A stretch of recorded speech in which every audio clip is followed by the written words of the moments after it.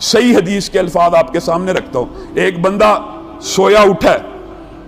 اٹھا یعنی سو رہا تھا, کروٹ لی, بیدار ہو گیا.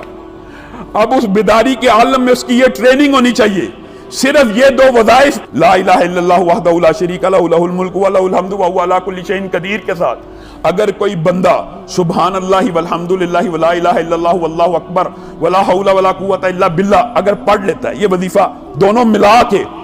ایک دفعہ پڑھ لیتا ہے, صرف ایک دفعہ, صحیح حدیث ہے, سویا, کروٹ لی, اچانک آنکھ کھلی, رفع حاجت کے لیے آنکھ کھلی, کسی کام کے لیے آنکھ کھل گئی,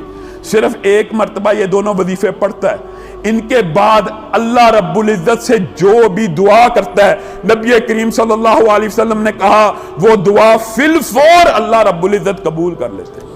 فی الفور قبول کر لیتے. صحیح حدیث یہ بھی موجود ہے, جو سونے سے پہلے یہ دو وظیفے ملا کے صرف ایک مرتبہ بھی یہ دونوں وظیفے پڑھتا ہے نا, ایک مرتبہ سو کی بات نہیں ہے, صرف ایک مرتبہ بھی پڑھتا ہے, نبی کریم نے کہا ہے اگر اس کے گناہ سمندر کی جھاگ کے برابر بھی ہوں معاف ہو جاتے.